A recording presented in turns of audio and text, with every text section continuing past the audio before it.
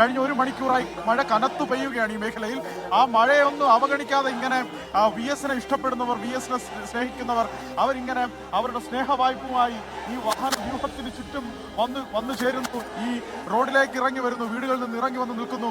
കൈക്കുഞ്ഞുങ്ങളെയും കൊണ്ട് വന്ന് നിൽക്കുന്ന അമ്മമാർ, അവർ മഴ നനഞ്ഞ് നിൽക്കുകയാണ് വി എസിന് ഒരു നോക്കു കാണാൻ. കുഞ്ഞുങ്ങളുടെ കയ്യിൽ റോസാ പുഷ്പങ്ങളുണ്ട്. അവർ വി എസിന് നൽകാൻ റോസാ പുഷ്പങ്ങൾ കുഞ്ഞുങ്ങളുടെ കയ്യിലുണ്ട്. ഒരു പിടി രക്തപുഷ്പങ്ങൾ അമ്മമാരുടെ കയ്യിലുണ്ട്. ഈ വാഹനത്തിന് നേർക്ക് പോലും ഒരു അമ്മക്ക് വാഹനം മാറിപ്പോയതാകാം. ആ അമ്മ കയ്യിൽ കരുതിയിരുന്ന ഒരു പിടി രക്തപുഷ്പം എടുത്തെറിഞ്ഞത് വി എസിനാണ്. അത്തരത്തിൽ അങ്ങേയറ്റം വികാര വായ്പോട് കൂടിയാണ് പൊതുജനങ്ങൾ വി എസിന് അന്ത്യയാത്ര നൽകുന്നത്, അന്ത്യ അഭിവാദനം നൽകുന്നത്.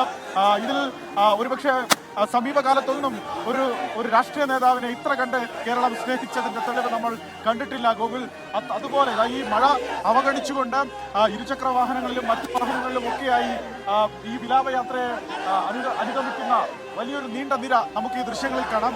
അതല്ലാതെ തന്നെ ചിലയിടങ്ങളിൽ നേരത്തെ സൂചിപ്പിച്ചതുള്ള പ്രധാനപ്പെട്ട പോയിന്റുകളിലേക്ക് എത്തുമ്പോൾ അവിടെ നിന്ന് അവരുടെ വികാരമായി പവർ മുദ്രാവാക്യം ഉയർത്തുന്നു. കണ്ണേ കരളെ വി എസ് എ, ഞങ്ങളുടെ നെഞ്ചിലെ റോസാപ്പൂവേ എന്നൊക്കെ മുദ്രാവാക്യം ഉയർത്തി അവർ ഈ ബസ്സിന് നേരെ വി എസിന്റെ ഭൗതികദേഹം കൊണ്ടുവരുന്ന ബസ്സിന് നേരെ അവർ മുഷ്ടി ചുരുത്തി മുദ്രാവാക്യം ഉയർത്തി അവർ അവിടെ നിന്ന് വികാര വായ്പോടുകൂടി സംസാരിക്കുന്നതും മുദ്രാവാക്യം ഉയർത്തുന്നതും ആ വണ്ടി അനുഗമിക്കുന്നതും ഒരു പദയാത്ര അതിനൊപ്പം വരുന്നതും ഒക്കെ കാണുകയാണ്.